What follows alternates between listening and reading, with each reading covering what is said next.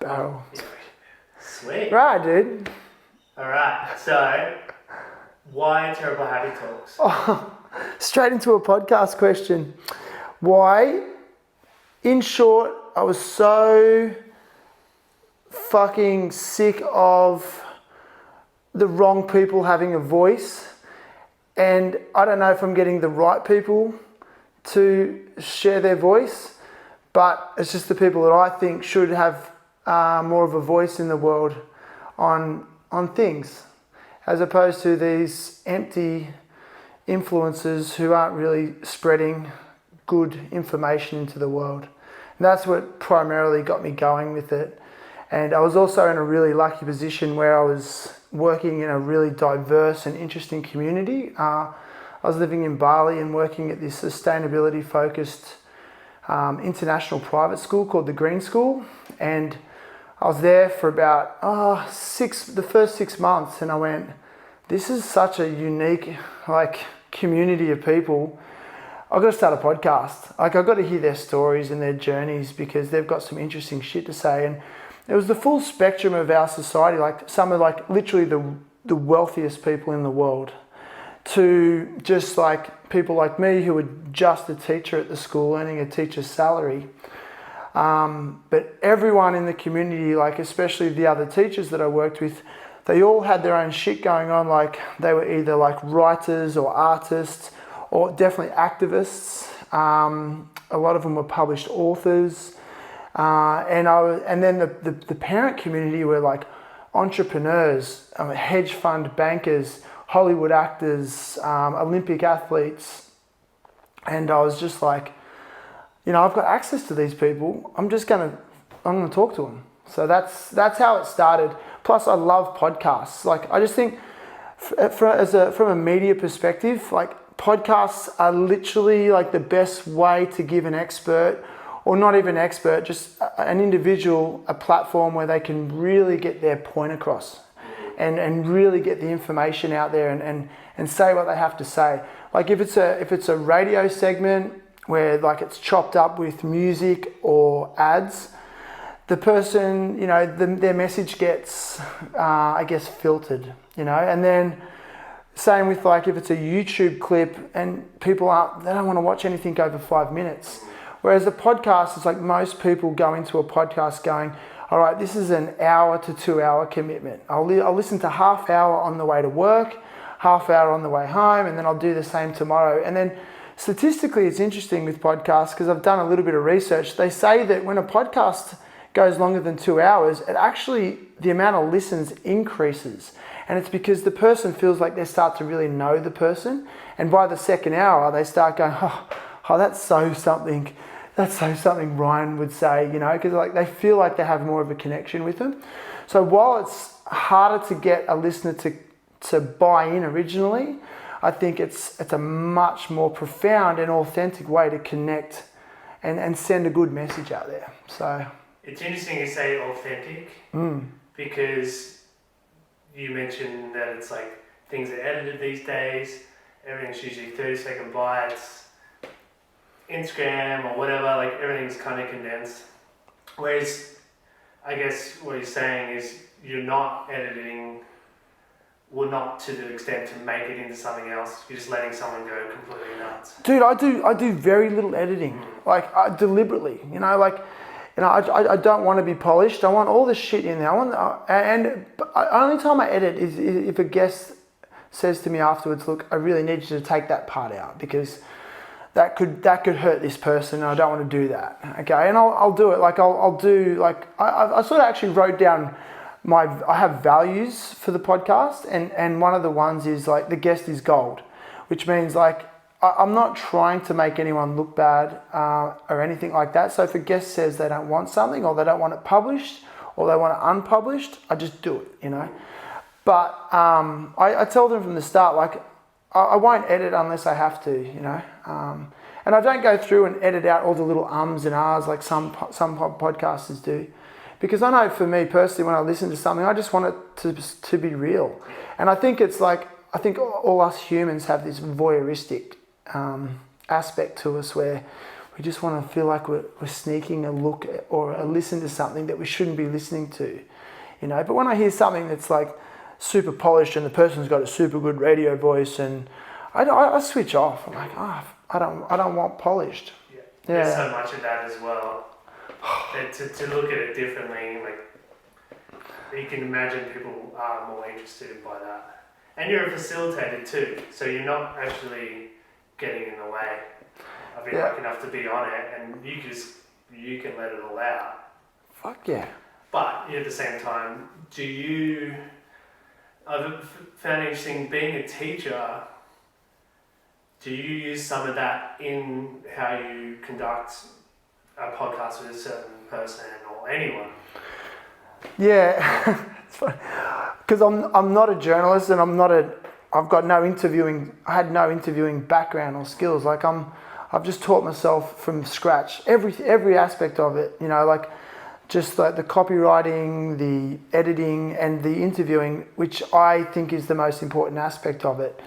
And I love that you use the word facilitator, because like I hide behind that because I'm like, I don't really know what I'm doing, but if I can just think of ways to get that person talking as much as possible, well, like that's I've done my job effectively. But I think with my teaching background, and I didn't realize this till later, especially like being a health and like PE teacher, where when I teach theory lessons in those subjects, it's the topics that we're learning about aren't necessarily black and white like in maths and science. Like, you know, it's often group discussion based, and I'll facilitate discussions with the class. You know, sometimes it's about sexual education. You know, we talk about drugs and alcohol, we talk about relationships, we talk about just personal wellness and well-being, we talk about mental health. And I guess maybe over the years, I probably have become okay at facilitating discussions. So maybe that's why. Yeah, hadn't really thought about it. I just found it interesting that it's, you know, kids have they're learning, and a lot of people don't usually come and talk about what's going on with them as well. It's like a new experience. So it feels like probably the same thing, like, oh, I'm in a new experience. A teacher is someone who can help you through it. And that's what I feel like, you know, it'd definitely be a skill that would help you. Yeah, it has, and it's evolved. Like when I first started out teaching, it definitely wasn't like that. And it's funny, I was thinking about our mutual friend Jared Reese, who I've got like a lot of respect for him, even though he's like so much younger than me. But I was his high school teacher. I was his high school PE teacher, and at the time I was early in my career, you know, and you know I took because I was like probably insecure about my ability to be a teacher, and you know, learning how to manage groups of teenagers is like a real skill, dude, and you got a lot of insecurity, you know, and I always felt very conflicted because I hated school and I hated teachers and I hated feeling like I was controlled. But then I went in, and that's how I went in hard. I was like, I've got to control these kids, you know. And it's funny, like I did it to Jared, you know, and ironically, I really identified with Jared even when he was at school, because he was a skater kid. He was one of probably one of a handful of skater kids at the whole school. And like that was me. Like it was like me and my friend Duncan Guzev, and then Cameron Guzev, who was he was older than us. So it was like three of us at school that were really skateboarders, or maybe four. And we were the outcasts, you know, and if I had a teacher that showed any interest in skateboarding, I just was like, I worshipped him. And here I was, a skateboarder, now teacher, and then acting like a dickhead teacher to skateboarders, like exactly what I hated. And I hate to say this, and I've never said this to Jared, like he actually taught me a lot, like through our interactions. I was like, and he actually made me have a wake up call, like, that's not the teacher I want to be, like, you know. And so over time, I've definitely pulled back on that, you know, in terms of, but it is hard managing young people, especially when you want to educate them, because the school system's fucked. Like there's young people, especially in the public education system, I don't believe personally, and I'll say it, are designed to function in those institutions.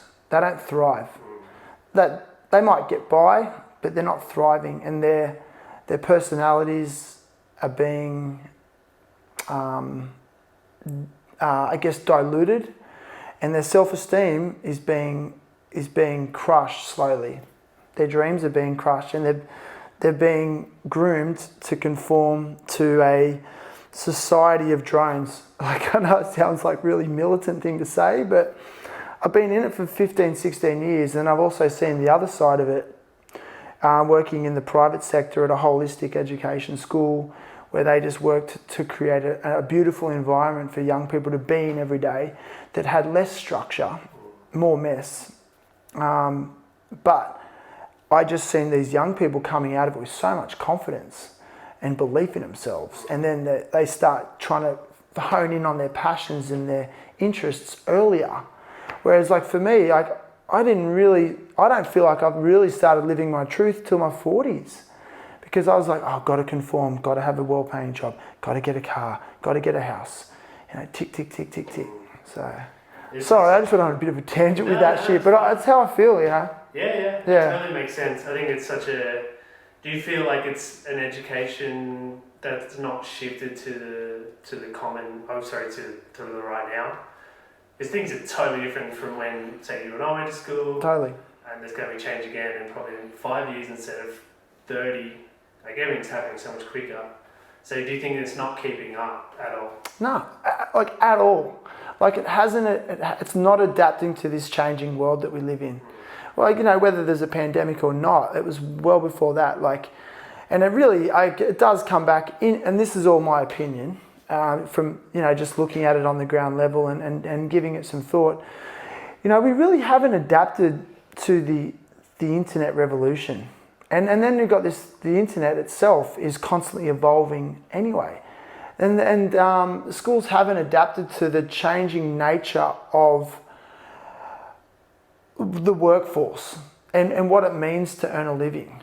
When we live in this world where people can earn a really solid income from a idea or a private business that they developed from their bedroom and their lounge room, and then make a good living from it and work from home for the rest of their life. I haven't adapted to that at all. So, but that being said, I don't want to sound too pessimistic. I do believe school is a public education. That's what I'm mainly talking about. Is a really good place to develop the fundamentals of communication, problem solving. It is a great place to teach people how to collaborate with one another. And I think those skills are transferable to whatever you have to do. But I just think, unfortunately, these young people are losing the best years of their life in a place they don't want to be. And I think, and they're such crucial years. I mean, scientifically, the teenage brain is so malleable and developing so quick. And that's why you often hear people reflect on their teenage years and their high school years with so much reverence. But sometimes it's good, sometimes mostly it's bad. Like, when I was a teenager, school was a fucking nightmare. I rarely hear that. I rarely hear people go, man, I love my high school years. But whether they liked them or not, they always remember them. Everyone, and it becomes this and so many people gauge their identity from those years. And that's why I think it's so important to make those years magical. It has to be a magical time. And again, I want to use Jared as another example, because I said he's an inspiration to me. Him and even Brendan, young Brendan, like those guys that got their little their production company, they're making videos, vinyl, and they got started in their 20s, but maybe I think they got started earlier with it, but I just think, why can't young people be encouraged to chase those passions and dreams younger? Whereas I just see all these young people being pushed into, you've got to get a trade, go and do a plumbing apprenticeship, or go to university and do a course that you're not really interested in, but you've got to get that university degree. When really, that same young person's like, I'd love to have a video production company and just make skate vids. Fuck. And why are we going, okay, well, how are you going to do it? Let's do it. And then ironically, the learning that comes from that, they're going to have to learn. They're going to have to learn about English skills and writing skills. They're going to have to learn about how to balance a budget and maths and money. They're going to have to learn about, I don't know, there's probably technical and engineering and scientific aspects of things. So the irony is that all the learning could be in that project. And so like as a teacher, I'm a huge advocate for project-based learning. But to try and get it done in a school, the bureaucracy and red tape is just, it's mind-blowing. And then you just go, well, I'm not getting paid enough for this shit. Like, why should I bother? Sorry, talking heaps about education. No, Shit, I have to get this shit out of me. But I mean it though. But that being said, I just want to add to that I still am, I guess, passionate educator. And I've done 15 or 16 years of being a full-time teacher now. And you know, like I always said, if I get to the point where I'm bitter, I'll just stop. And I don't know, I might be getting to that point. Because I think you just, it's like you do what you can and you do the best you can. So, and there's a lot of amazing teachers. Yeah. Oh, definitely. Like you said, at those formative years, like you can remember the real terrible teachers that might have like caused, you know, some harm, psychology or whatever. But Totally. you totally remember the ones that made a massive difference. Totally. Right? And they tend to be the ones where you use their skills to go to do whatever you want. But it's interesting you say passion, because you're definitely passionate. Thanks, bro. You are. You can just tell from what you're saying there, that's right. So that's good. So I can feel the same way when you're doing the podcast. You're trying to learn as much from someone as well as get them to kind of go, oh, what I'm doing is actually really cool and valuable. So I don't think that happens enough. You don't think? See, maybe I'm a cynic. I'm overly cynical of myself, but I don't think I'm doing anything unique at all. But I think for me, I believe in the power of stories, and I believe that the experiences you have, any individual has, are so valuable, and there's a lot of people out in the world that need to hear your experiences the way they happened for you, so they can identify. And I've only really recently, when I say recently, in the last sort of 7 or 8 years, understood the value of identification, because I believe when you identify with someone and their story and you can relate it to your own, I really believe there's a lot of healing in that, or a lot of inspiration. And because like you can scroll through any social media and see meme or inspirational quote after inspirational quote, but if it's not relevant to what's going on in your life at the time, it has no value.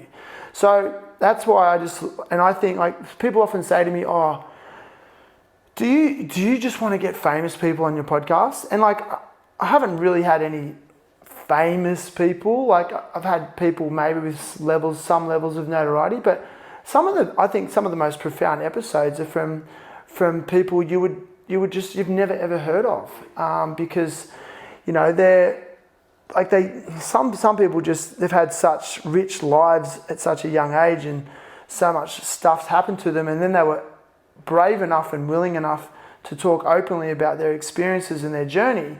And then I'll get like a flood of messages going, oh, so-and-so talked about this happened to them, and then that happened to me when I was 10, and I've never heard anyone say it like that. And it's like, and then like they don't understand, that's really helped me. And it's like, oh wow.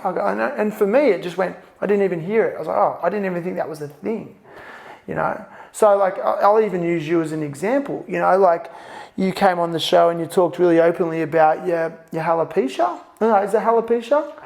Yeah, alopecia. I mean, I had people texting me going, yeah, I was so stressed that I lost my hair as well. And it's like, at the time I didn't think much of it. I was like, oh, Paul Ryan like lost his hair, like it's not cool, but I don't know, man. So I just think like I don't go in with an agenda. I just want to hear a person's story from start to finish, which is not original like at all. So.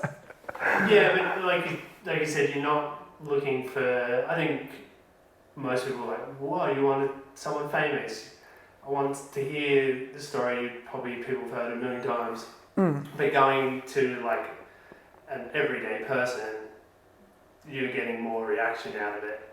So, because you're like, oh, that's someone similar to me doing something you know, or similar experience. Oh, and they've used this to go somewhere else and go further. So that's different.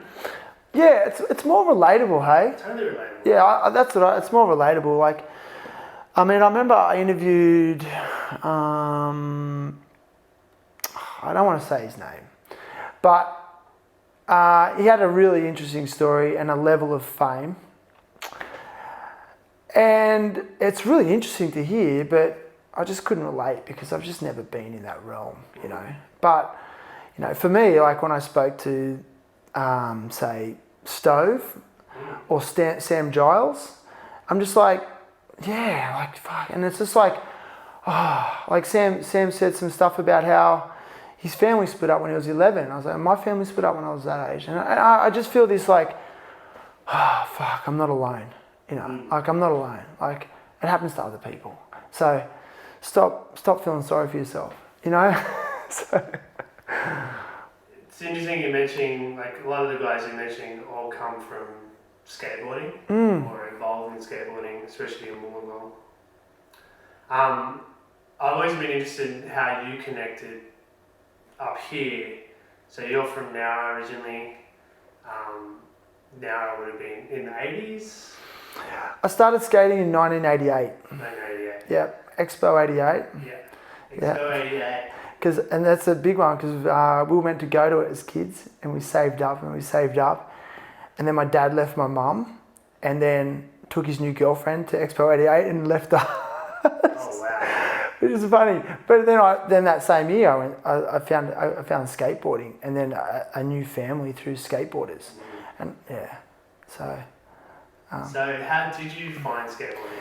Yeah, like I'll never forget the first person I seen this kid. His name was Hamish Kiley. He was riding a skateboard up and down his driveway on his knee, and just went, "Holy fuck, that's amazing!" I was like, "I got to get a skateboard."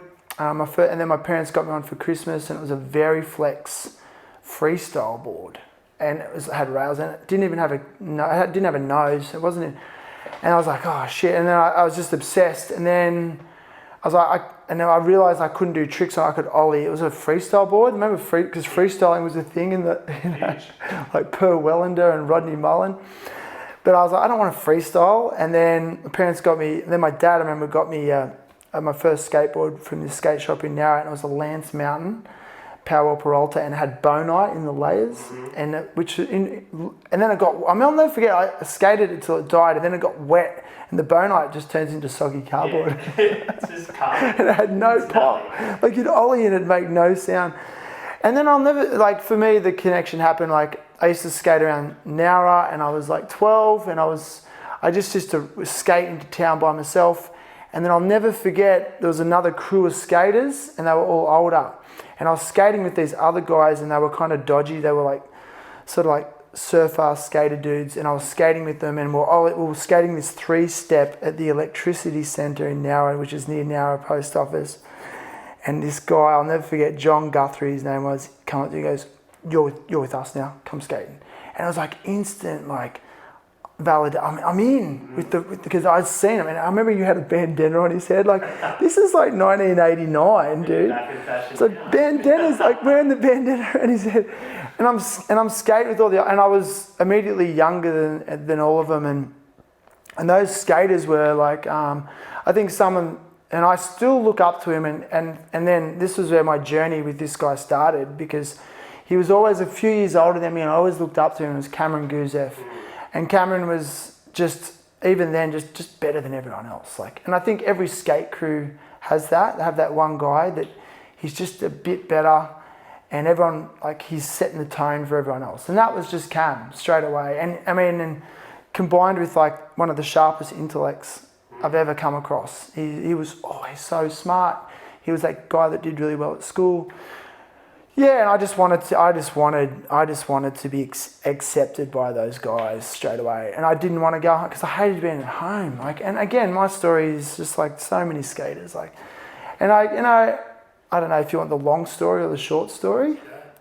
But it's just skating with those guys through my teen years especially was a really weird combination of just pure love, and we all had that shared love for skateboarding, but it was also pain because they were a few years older than me, and there was like bullying, like they'd bully me, you know, and full hierarchy in skateboarding. it was, and like in hindsight, it was good for me, you know, but I was annoying. So I was an annoying little kid. I was troubled. Like I was troubled because I was very home was just not a great place to be, and it was always very conflicted, and I was living between two houses, and yeah, and then I just wanted to be accepted by those guys so bad, and I still like, it's funny, like I still look up to them like that, like, oh, I hope they like me, you know, it just doesn't leave you even in your 40s.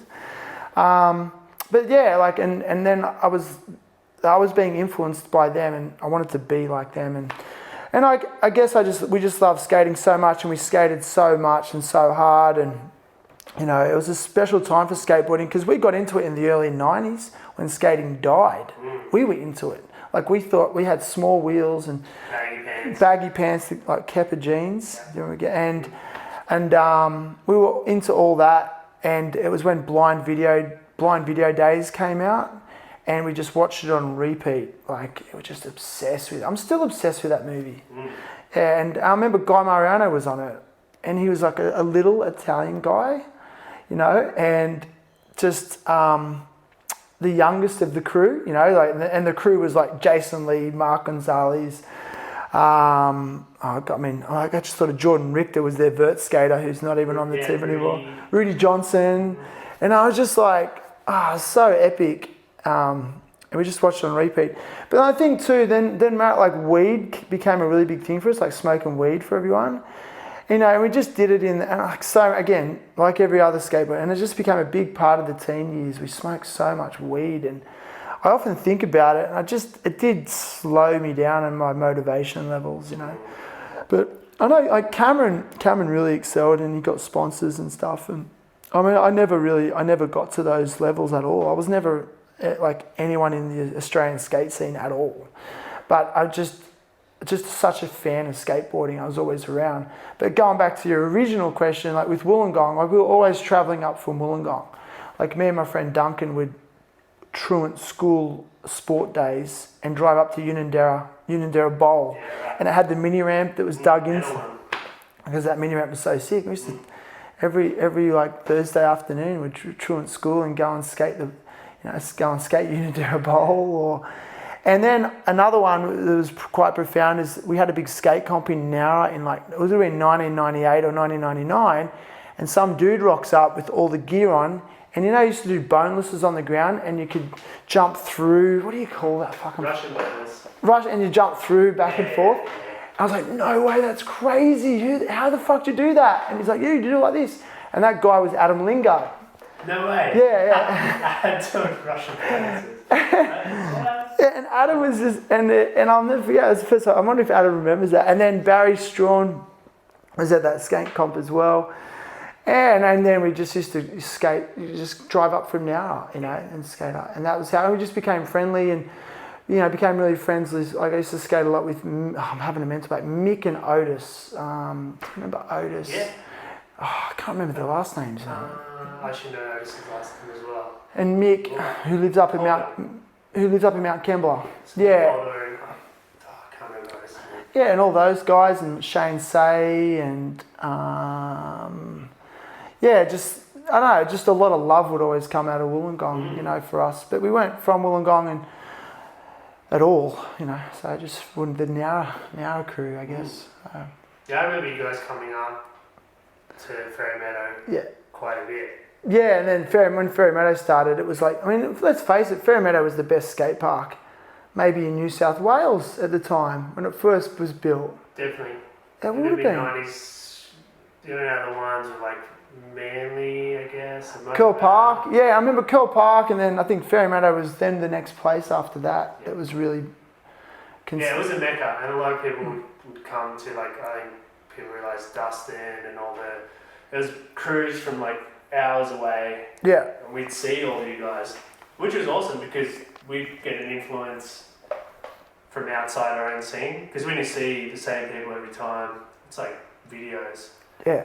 You need outside influence and go, whoa, that's possible. like you said, Russian bonuses. I've never seen anyone do that. Add someone that brought in. It's like bringing in, I don't know, like a new language.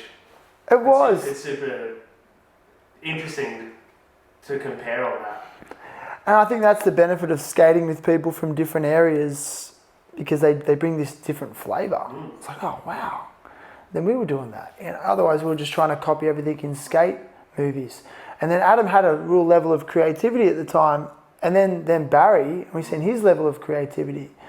It's just like, wow, you don't have to copy the skate movies exactly, you know? No, you can interpret it, and with whatever you got as well. Yeah. I think it was so hard to relate if everything looked perfect. And it was such a weird world, because you see videos and like everyone's doing it first go. Like you don't have any context of like dudes have gone back a million times to try something. So you just like, well, I have to get that good. Yeah. So you try and like learn to nail everything. Yeah. So, and you see other guys come from different areas. Like I always remember you guys coming up, Cam especially. Like that dude's He's a standout. Switch and regular the same. You couldn't pick. Like, wow. Yeah. That's possible. It's funny you should mention that with Cam, like, because he was just always, the way his mind worked, he is a perfectionist, and he was all about consistency. And we used to gauge how good someone was by how consistent they were. Totally. But now these days, I don't respect that as much as someone who just picks a gnarly trick and just doesn't give up till they. I love that. I love that aspect of it. But with Cam, I'll never forget. We were at Bondi Pavilion. There was a skate comp at Bondi Pavilion, sometime in the early 90s. Would have been 1990. It might have been SDS comp, and ironically, Mike O'Mealy was the MC. Do you remember Mike O'Mealy, the photographer? And Salman Agar turned up and did a demo. Yeah, right? And I'll never forget. It would have been maybe 92, 93. And we just went, holy fuck, he's oiling things switch. Like, he was doing everything switch. And I remember Cam just going, I've got to be as good switch. That's it. It's all about switch. Yeah. You know? And I was just like, yeah. And I just wanted to do everything that Cam did. So I was just like, okay, you know. So even now, like, I do a switchback so 180, and I'm just like, it gives me so much pleasure. Yeah. I don't know why. Yeah, and I'll never forget that comment. I remember Salman Agar did a switchback so 180 over like a traffic cone or something, and then he fell and his shoe popped off. He's like, oh wow, he doesn't tie his laces up. Like, fuck, that's what I'm gonna do, because I used to like choke the shit out of my tongue, and then it was all about loosening up your laces. And do you think it's different now? Like a lot of kids wouldn't see. You see really good skateboarders, but you're not seeing like the pros, and not firsthand. But when we were growing up, you could mingle with them, or you could chat with them, or you could watch and do stuff like that. Like someone's shoe flying off was like influential. It was influential. That's fucking insane. Yeah. Do you think that's lost now with just like everything's, you not tend to be in the mix with everyone, like skating. I know people still skating crews and stuff, but not. I don't know. I see what you're saying.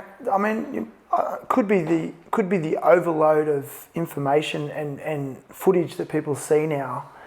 They become numb to it, maybe.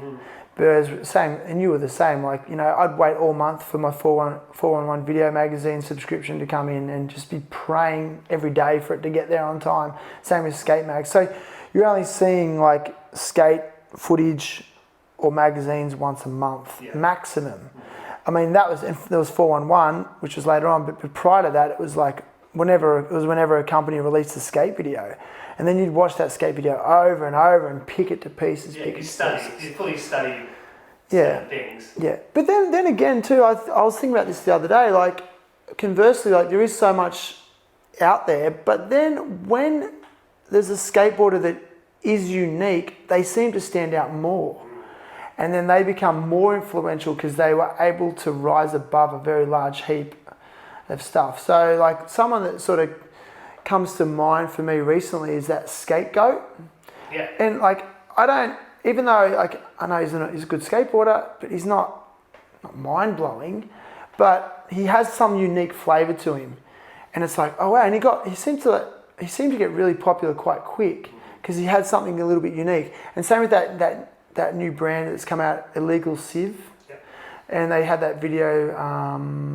What's it called? That really sick video that came out recently that they produced, Godspeed, which is a sick movie. And there was just something a bit different about it. And I don't know if it's because it's the next gen and their flavour, but it was like, it really stood out. It wasn't just like your standard Thrasher video release. I don't know.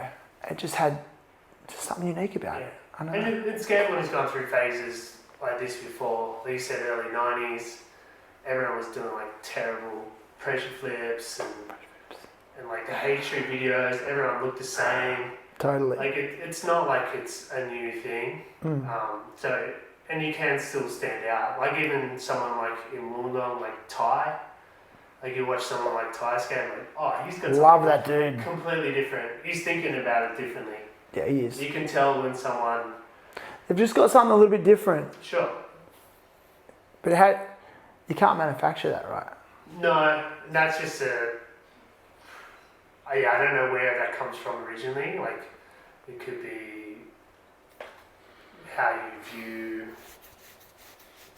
life, like upbringing, like this influences. A huge amount of influences, or it's just a feeling. I think you can tell when someone they're actually like they're just feeling it in their skating as opposed to someone just doing tricks. See, I love that you said that because I think people can smell bullshit a mile away, but they can also sniff authenticity a mile away as well. And yeah, like people aren't stupid, but and they want authenticity. In a world full of bullshit, they want authenticity. Like that's it. You know, and like I like that you mentioned Ty. Like I think he's my new favorite Instagram skater, and I even love that he calls his account Skate Fiend because of the way he skates. He looks like a fiend. Like he just wants it. Yeah. He wants it. And same with Kieran Woolley. Like you watch him skate, like he just wants it. Yeah. He wants it so like he just wants it, and like people want to see that, man. Yeah, you know, it's a total.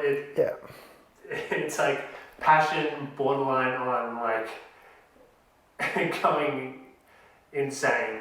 Yeah. You know, like famous artists with like they're just like totally fixated. Yeah. That's focus is there's nothing else outside it. Yeah.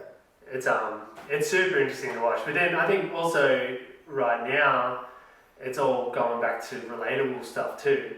Like I know for yourself around the same time it was growing up in the 90s and when you're in the early 20s it was all like jump down something. Yeah. Go find the biggest gap. You didn't need a lot of skill. You just want to make it look as impressive as possible. Yeah. And like curbs and like cruising around was not a thing. So now it becomes like, it's relatable again. You don't have to do the craziest shit. You don't. And it's like I get so much pleasure out of watching you skate a curb, like, and even seeing curb footage. Like the 9 Club put up a little clip of them skating those curbs in Venice. I just could have watched it all day, you know. Whereas, like, I think the same week that came out, I seen footage of Jamie Foy doing a frontside crook down this double kinker, which was fucking amazing. But I just was like, oh yeah, and I was like, oh yeah, curb session. You know, but again, because it's relatable, it's like I might be able to do that. There you go. Like that's in my realm. A frontside crook down a double kink. It's just not in my realm. Yeah. You know? It's a totally. Yeah. It's not even. It doesn't feel like skateboarding anymore. It becomes like a stunt. It's a stunt, yeah. And it's funny you mentioned earlier, like how like I like watching the process of those stunts the most because I want to see the person's personality, and I think when a person is in the midst of battling a trick, mate, their personality's on show. It is. It's you're seeing them. You're seeing the fear, the anxiety, the frustration, the pain, and like again, authenticity. Like I'm attracted to that because I want to see. I think a lot of we all suffer, you know, and I think when we see other people suffering, it actually eases our suffering in a really weird way. And I think skateboarding is such a manifestation of personalities. And so maybe that's why we like certain skaters, that because we're not loving their tricks so much as the manifestation of their personality. Like Ty, for example, he put up a clip. At Berkeley, there's that wedge, where the three stair are, there's a little wedge, and then it goes up into the mini ramp. He grinded up that and then did it, and I was like, sick, I've skated there so much, why have I never thought to grind up that? It doesn't look that hard, you just roll onto it. But then he hit it so fast, he grinded up it, and then he went into a frontside 50-50. I was like, sick, that's so in my realm, because I'd be backside, I could do that. But then he did a revert out. I was like, fuck. So I didn't think of that. And so why did he think of that, And like, it's just like, oh, I'm intrigued. I don't know. And going back to it's an interpretation. Like it's how you interpret anything. Totally. So you can use your own influence, you can outside influence, and you bring it all together and go, oh, yeah, I can think of it this way. It's even funny going back to where you started at. You remember a 3-stair in somewhere now, at a spot. Yeah. I think skateboarders think completely different about actual surroundings. So I think it'll never go away, but I think you know what I'm talking about, where he's like, oh, everything is potentially something, a spot, where you can do something with it. Dude, it does. It opens up the world, man. And because I surf a lot too. I didn't get into surf until later. And it's funny, I talked to other skater friends who got into it later, and it's kind of like, it's really hard for skaters to transition to surfing. It's because you've got the skate mind. I try to do airs on a surfboard, and I still try to ollie and drag my foot up the hill. Yeah. But, and I love surfing. It connects me to the environment. But ironically, when you think about it, we are more immersed in the urban environment than we are in the natural environment. And what skateboarding does is it actually connects you to, in my opinion, I'm no guru, but I just really feel like skateboarding does connect you to the urban environment, which is your normal, more regular environment, and it connects you to it in a positive way. And then again, and I'm not saying anything original, because all skaters say that, but I think that's just the magic of it, And that's why I just haven't stopped since I was 12. I'm 44 now, and I never achieved. I never really achieved anything. I'm in a few comps, and I did sort of win one comp at Ulladulla at the Warped. It was a Warped Tour thing. I won the amateur. 98. Might have been 9. I don't remember. It was when Ulladulla first opened. I was in the amateur section, but and there's that. And I had a few photos in skate mags, but I was never really sponsored. I remember I got a few free things once from Cam's sponsor, Koala Distribution, but I wasn't on the team or anything like that. But I often wonder, why have I just skated so long? And I have gone through phases where I slowed down on it. When I went to uni, I sort of drifted away from it for a few years, but it was always there. I'd still made sure I got on my board. But it's weirdly I'm more attracted to skateboarding now in my 40s than I've ever been. I don't know why, it just does something for me that surfing can't. Do you think it takes you back to a time? Yeah. It's like a time machine type thing. You're like, oh, I can feel young again, or you get a feeling that you got when you were It does. It does take me back into a time. But my early years skateboarding with my crew were amazing, but also really painful, because it was also a time of heavy bullying, and me feeling inadequate or not good enough with this certain crew who I just love and respect, and I still do, and I think I'll always have that. But it was also coupled with a bit of pain as well and hurt, and I think with skating, I think it's just an escapism when life is getting shit and I feel really bad and I'm depressed or life's hard.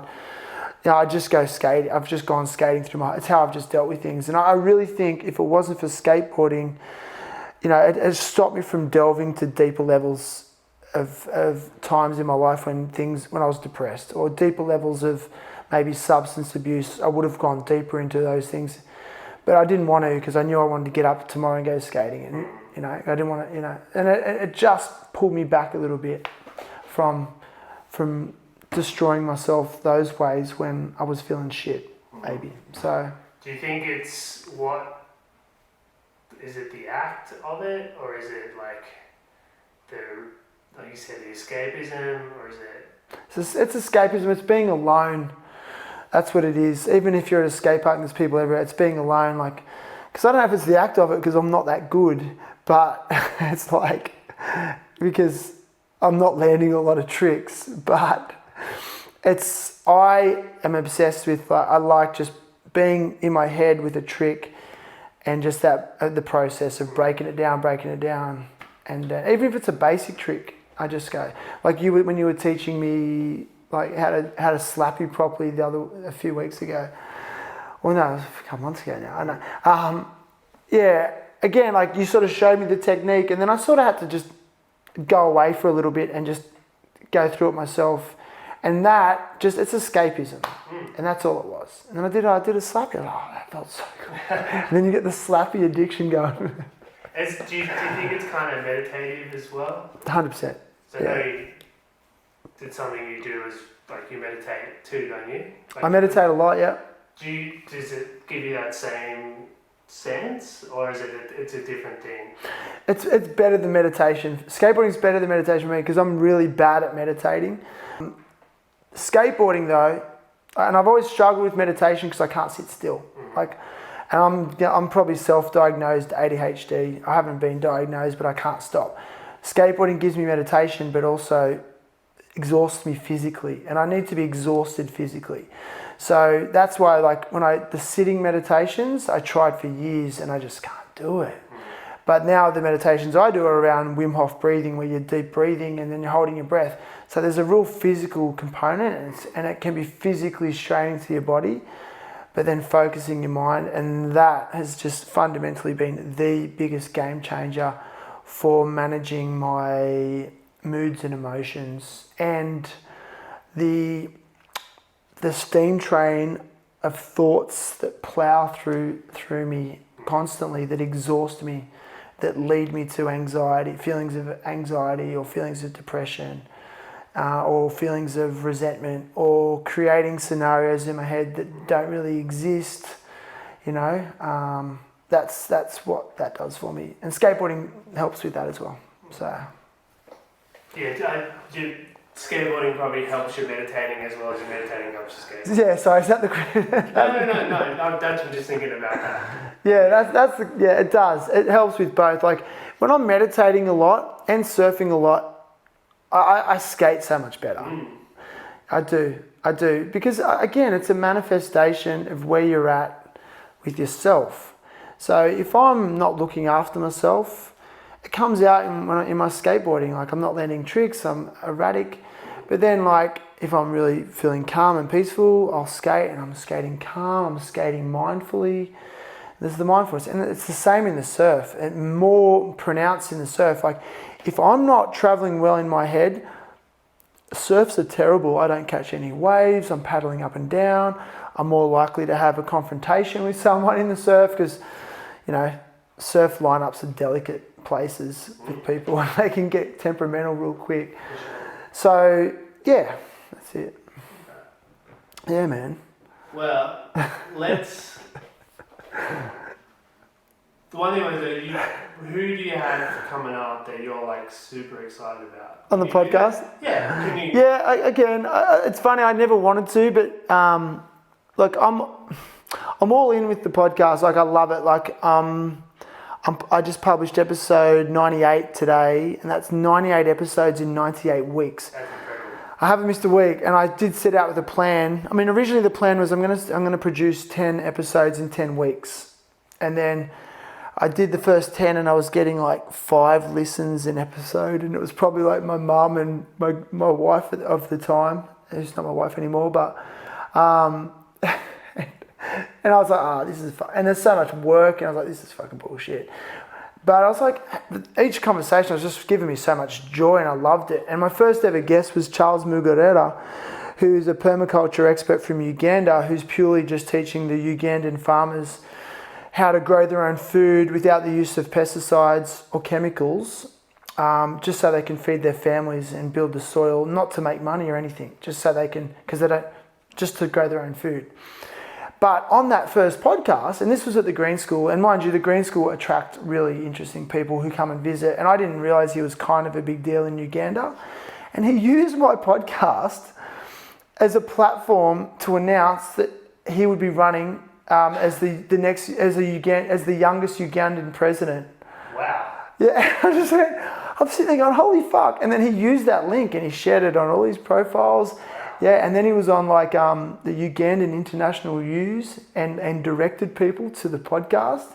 And he tells his life story, and he was a war orphan. His like I get emotional thinking about it, because it's like this guy was his mum was killed in crossfire in the civil war in Uganda, and he grew up as an orphan. But I'd been hanging out with him for a week before that, facilitating a permaculture course at the Green School.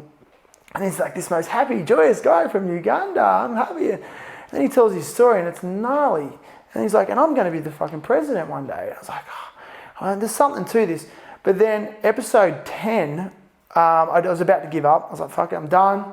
Episode 10 was Michael Klim, the Australian Olympic swimmer from the 2000 Olympics, broke all sorts of world records. And he was kind of a big deal in Australia. And he now, I don't know if you've heard of him, Michael Klim. Yeah, and then he shared it on his Instagram, and this is when I really started my Instagram, because Instagram's kind of powerful. And he shared it, and he had like, I don't know, 50,000 followers or something. He shared it, and all of a sudden that episode had like hundreds of listens. I was like, and then the hundreds of listens turned into thousands of listens. And if you listen to that episode, it's so shit. Like the audio is terrible. There's like a pool filter in the background. His maid is in the background cooking lunch.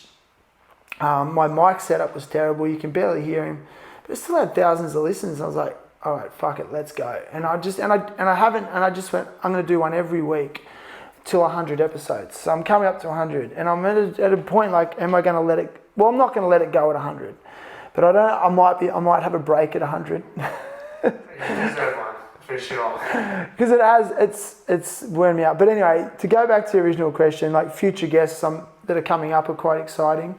So I'm going to have, he's coming up, UFC featherweight champion of the world, Alexander Volkanovski. Is one I'm really looking forward to. Also Tom Carroll, the pro surfer. And there's a few that are tentative that I don't want to say until they're locked in. but yeah, it just amazes me at some of the guests that have been on, you know. And when I originally started it too, I was like, I just want to speak to skaters and surfers. But then I really quickly realized that I'm not a skate or surf podcast. I'm just a person I'm a skateboarder who likes to surf. And those just come out naturally. And then, you know, like I have had some pro surfers on there. Like, I mean, the Dylan Longbottom episodes were just fucking amazing. But again, like the interesting aspects of his interviews were not even about surfing. You know, like I love the stories about when he's on set of Point Break 2 and he lost a $100,000 camera at Chopu. You know, that you don't know about. Like, I love those stories. You know, so, and also musicians. And I mean, there's one musician, her name was Kai Mata. This was one of my most profound ones. In Indonesia, it's illegal to be homosexual. So if you're homosexual in Indonesia, you still, I think the actual law is you get stoned to death. They don't do it, but you're not allowed to be. They think you're possessed with demons. But she's an Indonesian singer-songwriter who openly came out and said, I'm homosexual, and she sings about it. And she just, every day of her life, she gets death threats, every day. And she came on the show and she sang a song, and I remember thinking, oh shit, like I got a bit scared, like, oh, I hope I don't get, like, because I was living in Bali at the time, going, oh, I hope I don't get any repercussions from this, I don't get threatened as well. I've got a family, you know. But then I was like, what a fucking pussy, like, here's this, you know, 23-year-old girl putting her life on the line every day to advocate for a human right. And I'm like, oh, I'm a bit scared, like, I might get through that. I just realised that I just think the magic is when you interact with people that are different to you. If you just hang out with surfers and skaters all the time, you're only going to know about surfing and skating, and that's great. But for me personally, I just need more than that. But don't get me wrong, like I was so stoked. I'm so stoked to have skaters on. Like, I love that. I love talking to you, and I love talking to Sam. And I'm actually another one that's. I'll say this one because it's looking really good. But I might be getting Walker Ryan on. So.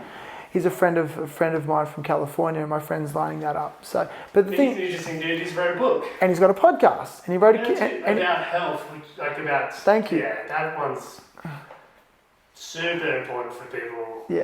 Who's scared or do anything. Yeah. They want to do it for a long time. Yeah, and I just think you need to get out of your comfort zone. So there's times I've talked to guests, and I'm like, I have no clue about their world, and I'm so nervous. But I'm like, no, that's where I want to be. I want to be in those uncomfortable situations where I don't know, and that's when you learn. And I get so scared of sounding stupid or sounding stupid on it. But then again, I'm not that big a deal. Like I don't get that many. Like I'm not that big, so it's like it's just my ego. Well, that's good. That was the last thing I was going to ask. Is like, what do you get out of this? Because I know it's a lot of work. And it's like, juggling, getting people on and your own thoughts. Because I could totally imagine it being very draining. It is, yeah. Because you're taking people's stuff on. Yeah, it's very therapeutic as well. Have I drained you? No, not at all. This is not positivity, but what do you get out of it? It's therapy for me. Yeah, it's therapy for me because in those moments whether I'm talking to someone for an hour or 2 hours, I'm not thinking about myself. I'm actually thinking about someone else because I spend most of my life thinking about myself and my own shit, my own problems. So yeah, it's therapy. It gets me out of myself. And in some small weird way, I feel like I'm being of service because I want to put something in the world for free to people. And yeah, I've got a bit of I do have a sponsor, Indo Soul, who helped me out, which has been really nice. But I mean, it's not like I'm, making any money out of it. But yeah, I just feel like I'm giving something out there, and maybe spreading a little bit of positivity or hope or inspiration, or just mainly the main thing that gives me satisfaction is that I hope that I'm making someone feel less isolated in how they're feeling. Like that's the biggest thing, because I just think mental isolation is the most dangerous thing for anyone. And I think we are more isolated than we've ever been, considering the access that we have to each other. We are more isolated. So the human contact has reduced dramatically even before the pandemic. So I just think we need to reduce our feelings of isolation. And if you're feeling isolated and you identify that you are feeling isolated or you're isolating, like it's a dangerous place to be, and people need to acknowledge that, and you need to reach out and you need to pick up the phone. And you said it so well in your podcast when you were like, I think you said something like, not talking is a bad thing, fucking talk to people, So I think now I'm a little bit older, I talk more openly about my shit, my feelings, and I think vulnerability, I think a lot of dudes don't do it because they're scared of being vulnerable, but I really do believe, as cliche as it is, vulnerability is strength. That's power. It's fucking, you're kind of a pussy if you don't make yourself vulnerable. I don't know, man. Yeah, it's interesting. It's interesting being interviewed. I've never, it's different. I was wondering how you're going to find it being on this side of it. It's a very I actually feel emotional. It's a very vulnerable place to be, especially because you're usually drawing something out of someone. And I can imagine you think about it how someone on the podcast would be, because you've got so much experience of it. You've seen people opening up, and to do it for yourself. Well, thanks. You've taught me. I've just thought it's going to make me a little bit more empathetic. Yeah, because some people are really just throwing their heart, their lives on the line on it. I'm going to share one more. I had Gordon Bradbury on, who's the mayor of Wollongong, and I can say it because it's published, it's public. He said it in public, but He talked about how his mother slit her wrists, and then he walked in on her slitting her wrists, and he tried to save her life. And I'm just like, fuck me, like, yeah, like I guess as an interviewer, you got to respect that, you know. But I'm sitting here critiquing you, going, dude, like, these questions, man, like, can you ask me some better questions? Just kidding. I'm just kidding. I'm kidding. But you're right, dude. You're right. But yeah, I don't know. It's a small little podcast that just gives me a lot of joy and passion. So it's no big deal. You're doing something, and that's what it all matters. Like, you reckon? Yeah. Okay. You're doing what you feel is right, and what you get out of, like, you get something out of it. Yeah. And people can get something out of it as well. But is that how you feel with what you... Because you've documented... It's documenting, really. Yeah. And you've documented for years. It gives people... I see, potential in people. And like, you can do this. And we can document it. And you will be stoked. And you can take that to the next thing you want to do. Yeah. It's, and it's connection too. It's totally a connection with a fellow human going through the same shit. It is, bro. Insecure about their own stuff, and like, I'm not good enough. And like, no, you are. You totally are, and you can do it. So that's all it's about. Fuck yeah. Dude, and that's why I think so many skateboarders love shooting with you. Like, everyone I talk to, oh, Grandy, we love Grandy. Because I think, like, and the few times we've shot photos together, or you've filmed me doing something, I don't know, you put you at ease, and it's like, you build the confidence. Kind of like, you're like the Wollongong Beagle, you know? I'll take that. That's cool. But you're in it together. It's the same. You're in it together. You do. It's like, you buy in. Totally. You're like, oh, I'm committed. If you're committed, see where it goes. Yeah. Fucking, it's good. Thanks. Thank you, bro. All right. You. Done. You.